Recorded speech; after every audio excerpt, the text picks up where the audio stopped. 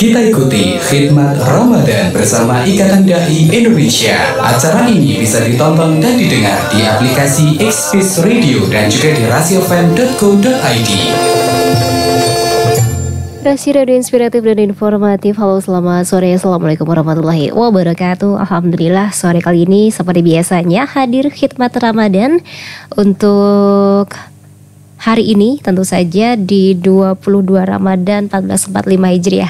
Dan acara ini kerja bareng Rasi FM Magetan dan IKADI, Ikatan Dai Indonesia Kabupaten Magetan. Tentunya membahas banyak hal tentang agama Islam begitu ya. Seperti biasanya sudah hadir di studio selaku narasumber hari ini Bapak Parminto Budi. Assalamualaikum. Waalaikumsalam warahmatullahi wabarakatuh. Iya, semuanya sedang tapi tetap puasa nih Pak ya. Alhamdulillah, saya sedang libur. Oh, libur. Ya. Iya, tapi alhamdulillah walaupun bagaimanapun keadaannya kita berusaha untuk tetap hadir ya. Siap, insya Allah. Bismillah. Bismillah, mudah-mudahan lancar sampai kurang lebih jam 5 nanti. Dan sahabat Rasi, tema hari ini adalah amal pamungkas di ujung Ramadan. Rasanya memang sayang sekali untuk dilewatkan. Ya, tinggal beberapa hari lagi. Kita berusaha untuk maksimal. Dan Anda juga bisa ikut bergabung sahabat Rasi, interaktif di 0351896137 atau bisa juga di 0811302096 WhatsApp, dan juga satu lagi di kolom chat di Xpeace Radio. Yang belum install, segera install aplikasinya dan tonton dan program-program spesial Ramadan terutama. Oke. Baik, Bapak Ponggo silakan. Bismillahirrahmanirrahim. Assalamualaikum warahmatullahi wabarakatuh. Waalaikumsalam warahmatullahi Alhamdulillah, wassalatu wassalamu ala rasulillah. Asyhadu an la ilaha illallah wa asyhadu anna Muhammadan abduhu wa rasuluhu, amma ba'd.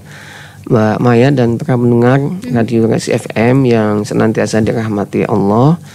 Alhamdulillah, tidak terasa ini sudah hari ke-22 ya. Aja. 22 dan 23 Pak ya. Ada yang 23 nih. Ada yang 23. Terasa apa enggak? Ya, terasa ya. Nggak tahu-tahu nanti sudah selesai. Iya. Ya, alhamdulillah, yang pertama kita diberikan kenikmatan bisa masuk ketemu Ramadan ya. Tapi begitu kemudian kita bisa masuk, kemudian kita juga berusaha maksimal kekuatan tenaga di awal-awal gitu. Maka tentunya sangat iman sekali ketika sampai nanti di ujung ya, kita kemudian tidak semaksimal, bahkan lebih maksimal daripada yang pertama. Baik ya. Karena sesungguhnya di setiap ibadah itu yang ujung itu harus lebih baik daripada yang awal. Bukan sebaliknya ya? Iya, bukan sebaliknya. Sehingga ketika di awal dulu kita sudah seneng sekali nih menyambut Ramadan, diberikan kesempatan masuk Ramadan. Pertengahan kayak mulai kendor. Nah, itu terbalik. Harusnya kan 10 hari pertama itu baik, 10 hari kedua itu lebih baik, 10 hari terakhir harus lebih baik, paling baik gitu. Karena segala sesuatu itu Mbak Maya, ujungnya itulah yang menentukan gitu. Misalkan aja hari Jumat gitu ya. Hari Jumat itu kan yang paling hari waktu sangat mustajabah untuk berdoa itu kapan Mbak? Hari Jumat. Hari Jumat. Ba'da asar, di hari akhir, hari akhir Jumat. Ya. Kalau di tahun di bulan Komariah kan hitungan akhirnya kan di Jumat sore. Habis maghrib masuk hari berikutnya begitu ya. Itu waktu sangat mustajabah. Kemudian di malam hari, malam yang tempat kita juga merenung beribadah kepada Allah, yang paling baik adalah sepertiga malam terakhir gitu ya. Sekitar jam di 10 ya. Artinya ternyata waktu-waktu yang terbaik itu adalah waktu-waktu yang memang disediakan oleh Allah di ujung-ujung, di akhir gitu. Makanya betul sekali ketika Rasulullah sampaikan bahwasanya innamal a'malu bil khawatimah. Jadi sesungguhnya setiap amal yang kita lakukan itu tergantung pada ujungnya lah.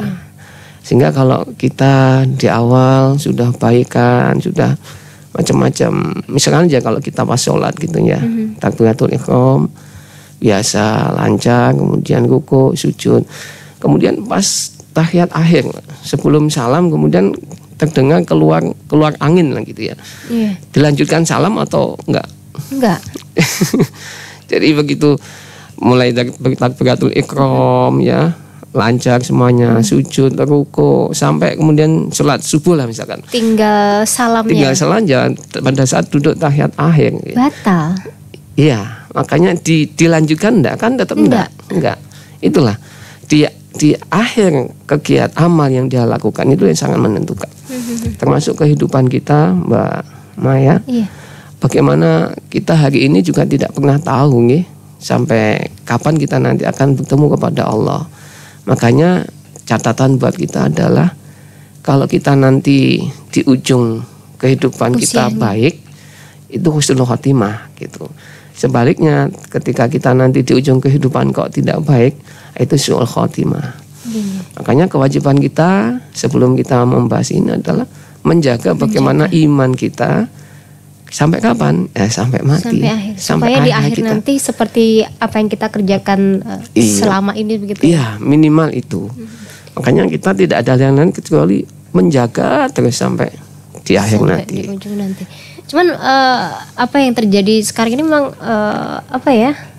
bukan rahasia lagi bahwasanya kalau kaitannya dengan ujung Ramadan ini sepertinya malah disibukkan dengan duniawi ya, nggak ada habis-habisnya. Iya, ini yang memang sudah disampaikan oleh Rasulullah SAW, ya tetaplah terus beribadah, jaga keimanan, jangan sampai nanti akan datang suatu masa yang di situ orang-orang beriman itu semakin kesulitan karena banyak munculnya fitnah gitu, di mana pagi harinya Muslim, ya sore harinya sudah kafir atau sebaliknya. Artinya apa? Kalau kita lihat hari ini, kita di zaman Nabi dan zaman Rasulullah itu Ramadan, apalagi 10 hari terakhir itu sudah roda perekonomian sudah kayak mati. Makanya sampai Ibnu Qayyim Al-Jauziyah menyebutkan di momentum Ramadan ini ada momentum khusus untuk memutus, dalam tanda kutip, memutus hubungan manusia dengan dunia. Nah, itulah yang namanya i'tikaf di 10 hari terakhir itu. Tapi ala kulli hal, yang perlu kami awali di sini adalah bahwasanya kita sudah banyak belajar nih. Ada seorang santri sebuah pondok pesantren, ini sebuah testimoni dari seorang ustadz gitu. Santri ini pinternya luar biasa. Bahkan dia diwisuda sebagai santri terbaik di dalam sebuah pesantren itu. Akhirnya begitu kemudian sudah selesai semuanya, maka semua santri tidak boleh pulang dulu, tapi harus mengabdi dulu. Mengabdi di pondok-pondok yang lain. Kecuali satu orang ini. Yang satu orang ini tetap mengabdi, tapi justru mengabdinya ke Mesir. Ya karena santri ini yang paling pandai, hafalannya banyak, Quran hadisnya hafalannya banyak, dan pinter lah gitu ya. Dan justru kemudian ketika satu santri ini dikirim ke Mesir, itulah awal bencana buat santri itu. Kenapa? Ternyata begitu ketika sudah ada di sana, ketemu dengan salah seorang seorang tokoh liberal ya, yang bernama Hasan Hanafi. Beliau ketemu dengan Hasan Hanafi, tokoh liberal, sehingga beliau sampai berubah mindset pemikirannya dan dia mengatakan bahwasanya sholat 5 waktu itu tidak wajib. Sampai berubah total kayak gitu. Nah itu kan yang menjadikan kita harus hati-hati bahwasanya santri pandai luar biasa, hafalan Qur'annya banyak, hafalannya banyak. Ternyata begitu ketemu orang kayak Hasan Hanafi yang berubah total, berpengaruh gitu ya, berpengaruh terhadap hidupnya. Iya, dan itu terjadi di akhir-akhir kehidupannya. Sayang sekali. Tapi kemarin tuh sempat kita ada yang membahas ya waktu hidayah, bahwasanya hidayah itu kan rahasia Allah. Jadi tidak semua orang hampir tidak pernah tahu hidayah itu akan datang kepadanya atau tidak. Nah, ini kaitannya dengan akhir kehidupan tadi. Sepertinya ya belum tentu tadi, tetapi mungkin ada cara-cara khusus atau apa yang bisa kita lakukan supaya kita dapat hidayah, terutama di akhir lah, seperti itu ya. Setidaknya kita sudah menjaga selama ini ya, berusaha sekuat tenaga semampu, keimanan seperti itu. Tapi mungkin kita juga nggak tahu akhir hidup kita akan mendapatkan husnul khotimah atau tidak, hidayah maksud saya. Oke, tapi sabar dulu, beberapa informasi kembali kita hadirkan. Jangan kemana-mana sahabat Rahasia, masih di Khidmat Ramadan. Anda masih mengikuti acara Khidmat Ramadan bersama Ikatan Dai Indonesia.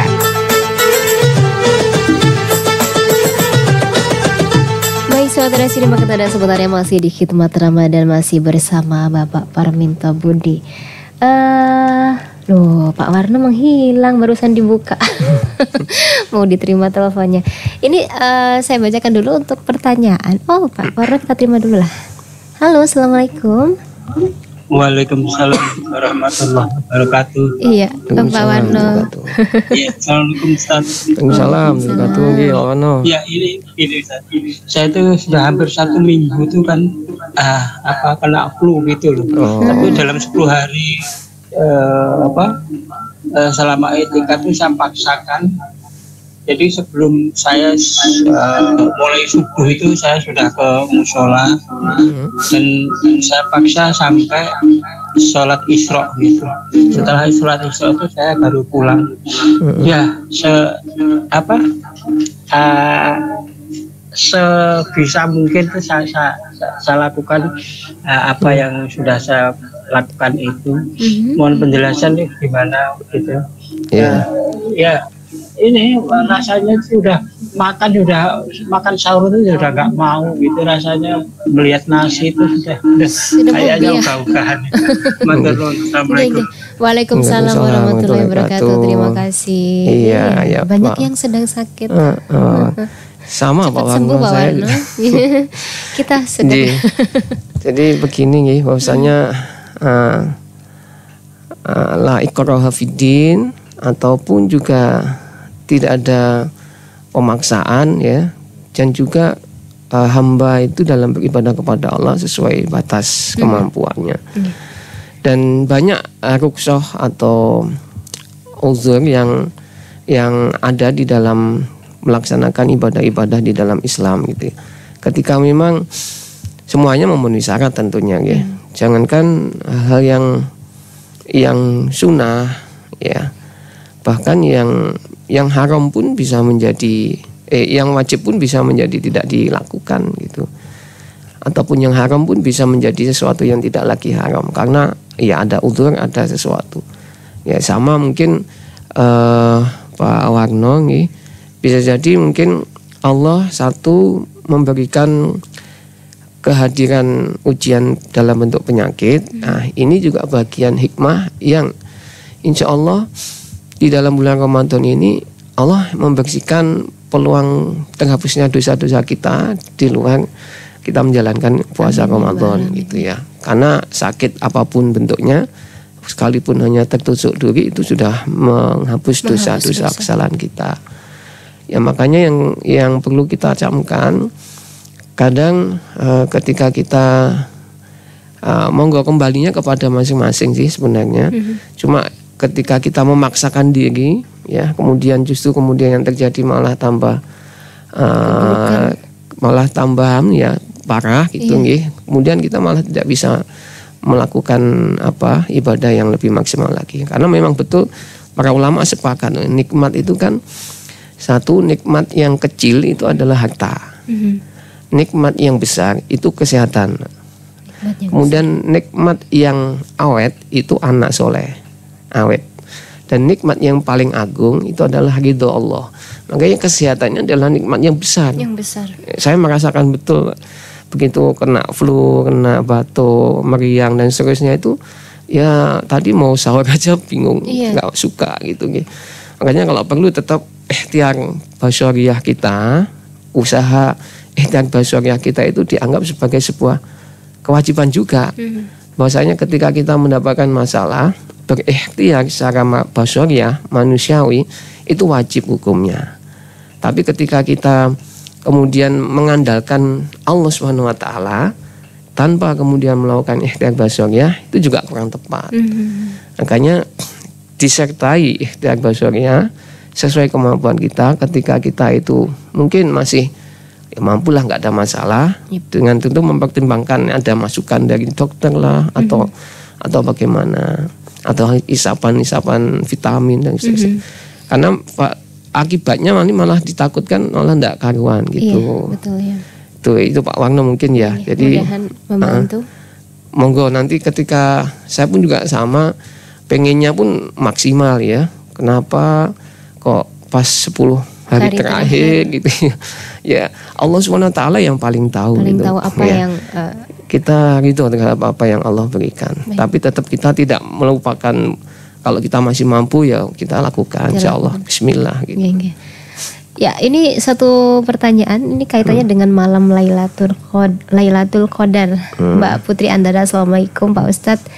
Apakah hadirnya malam Lailatul Qadar itu di awal Ramadan atau di ujung-ujung Ramadan? Terus apakah ada semacam ciri-cirinya atau juga amalan apa yang bisa kita kerjakan agar bertemu dengan malam tersebut? Terima kasih. Ya, ini bagian daripada kajian kita, diskusi kita sore hari ini ya, Mbak Maya. Betul. Makanya kenapa kita harus perlu amalan pamungkas di ujung Ramadan ya. Kenapa di ujung Ramadan ya? Karena Ramadan tadi yang saya gambarkan adalah setiap waktu itu yang akhir itu paling menakjubkan. Kalau kita berdoa itu paling mustajabah gitu ya. Di hari Jumat adalah Jumat terakhir pada asar. Setelah asar. Kemudian di malam hari sepertiga malam terakhir. Sebelum subuh. Iya. Kemudian yang di Ramadan ini juga 10 hari terakhir Ramadan. Kenapa ya? Di situ ada Lailatul Qadar. Maka pertanyaan tadi ya, Lailatul Qadar itu di ujung ya. Rasulullah sampaikan adanya inna anzalnahu fi Lailatul Qadar. Lailatul Qadri khairum min alfi syahrin tanazzal dan seterusnya itu ada.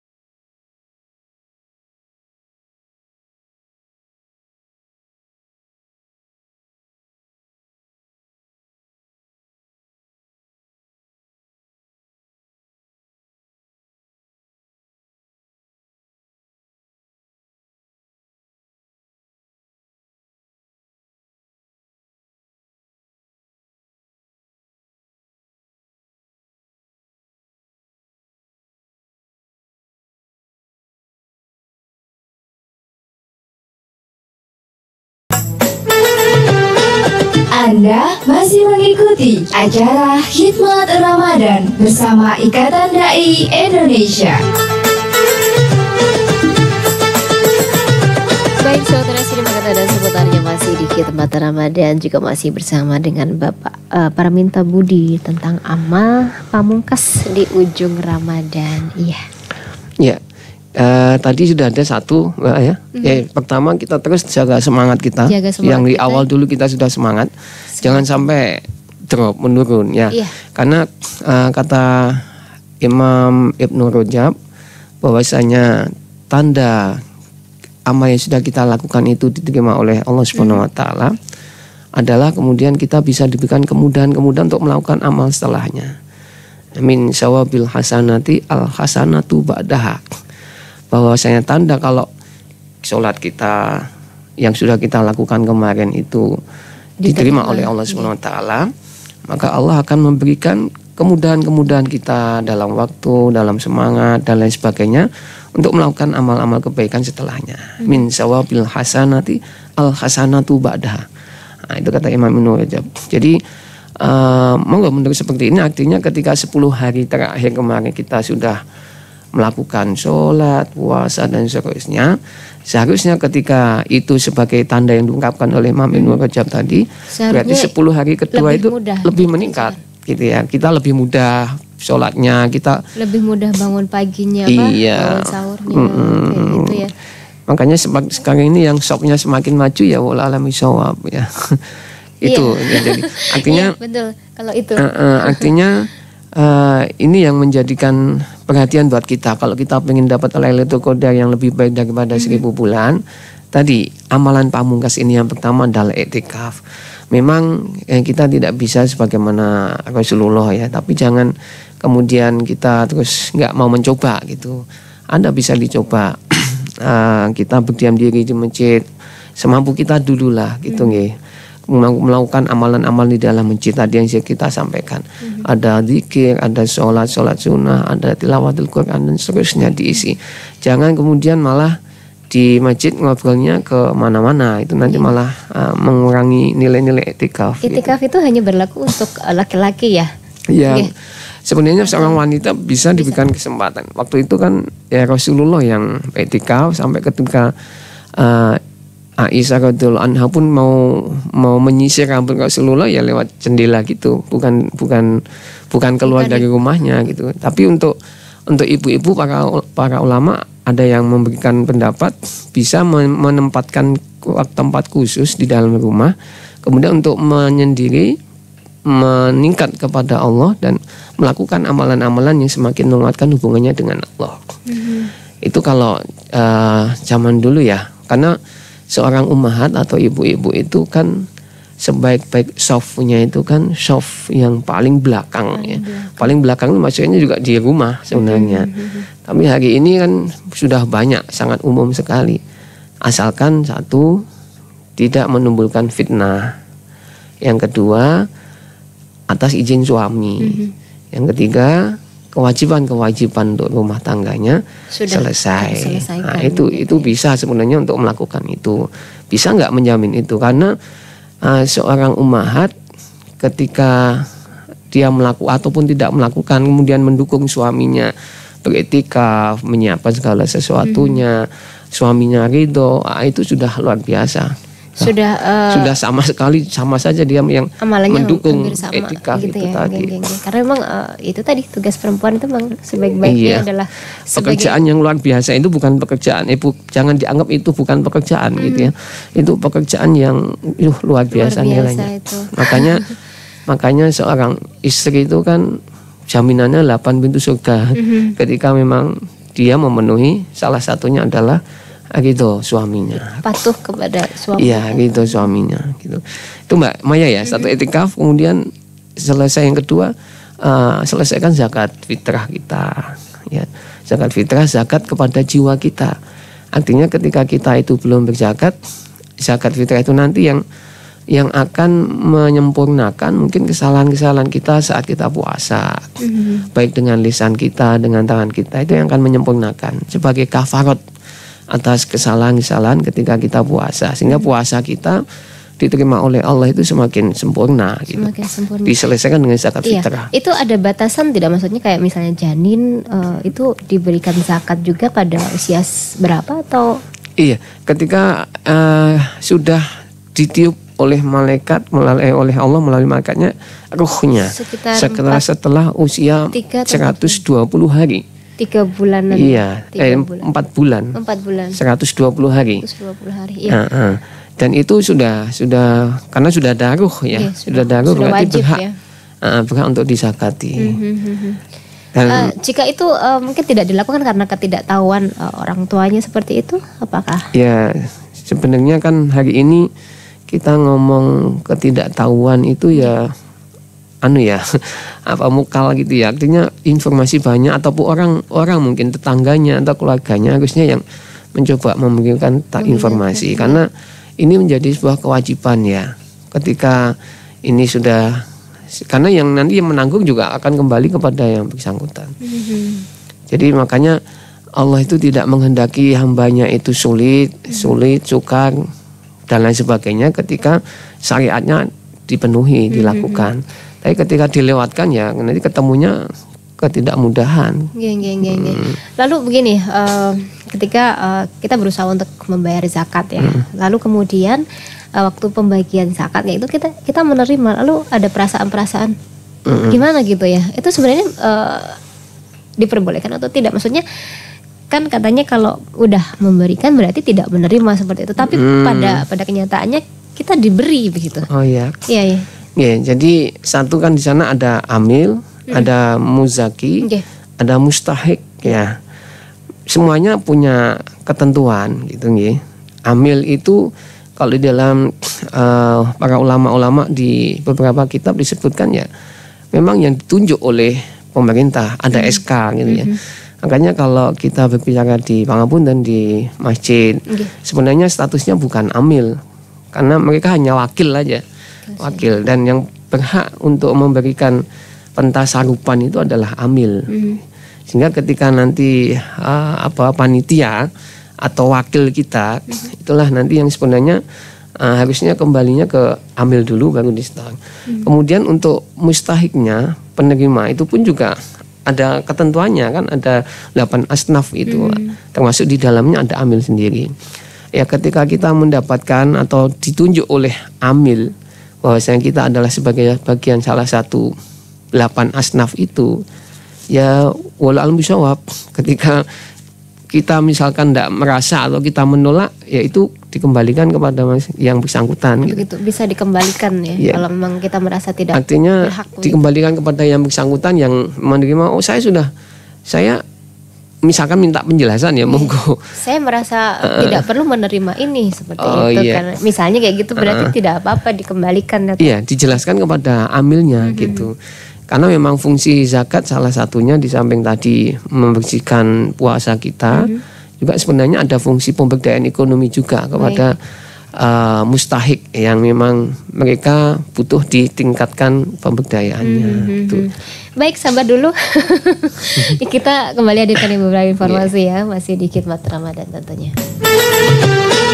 Anda masih mengikuti acara Khidmat Ramadan bersama Ikatan Dai Indonesia. Baik, saudara simak dan seputarnya. Kita sudah di ujung juga. Ya. Jadi kesimpulan aja, Mbak. Ya. Jadi ada 2 jalan tadi, semangat terus, kemudian ikuti sunnah yang biasa dilakukan, dicontohkan oleh Rasulullah SAW, mulai dari iktikaf, kemudian kewajiban zakat fitrahnya, kemudian upaya-upaya menunggu dan menanti menjemput Lailatul Qadar. Ya, dengan cara yang tentunya ya menjaga amal perbuatannya, tingkah laku perkataannya dan seterusnya. Kemudian istighfar, jangan lupa di ujung-ujung amal yang kita lakukan. Setelah sholat kita juga beristighfar, astagfirullahaladzim. Kemudian setelah kita bangun malam juga kita banyak istighfar kepada Allah. Karena dengan istighfar ini maksudnya kita tidak ujub, tidak sombong ya. Ketika kita bisa sholat, bahwasanya sholat ini bukan menjadikan diri kita semakin merasa diri lebih, ini saya lebih baik dari yang saya ini karena kekuatan saya, ini adalah kemampuan saya pribadi, bukan. Itu semata-mata astagfirullahaladzim, ini semata-mata karena Allah gitu. Kemudian yang selanjutnya adalah ya tutup, kemudian apa yang sudah kita lakukan diiringi senantiasa dengan doa supaya apa yang sudah kita lakukan semua diterima oleh Allah Subhanahu wa taala. Amal-amal kita diterima oleh Allah Subhanahu wa taala. Dan satu-satunya upaya kita, karena kita tidak tahu Mbak Maya ya, apakah puasa kita diterima, sholat kita diterima, kita tidak pernah tahu. Makanya kita minta kepada Allah supaya amal-amal itu diterima oleh Allah SWT dengan doa yang diajarkan. Ya, bagaimana Allahumma taqabbal minna innaka antas samiul alim wa tub alaina innaka antat tawwabur rahim. Mudah-mudahan semua amal-amal kita diterima oleh Allah. Terus menangis diiringi setelah kita melakukan semuanya itu, tutup dengan memohon kepada Allah semoga amal-amal kita diterima oleh Allah SWT. Itu Mbak Maya, insyaallah. Terima kasih Pak Budi Parminto sudah hadir di studio untuk narasumber hari ini, dan khidmat Ramadan semoga bermanfaat untuk kita semuanya. Insya Allah ketemu lagi esok di jam yang sama. Selamat sore, wassalamualaikum warahmatullahi wabarakatuh. Waalaikumsalam warahmatullahi wabarakatuh. Terima kasih, baru saja Anda ikuti khidmat Ramadan. Acara ini dipersembahkan oleh Radio Rasio FM Magetan dan bekerja sama dengan Ikatan Dai Indonesia Magetan.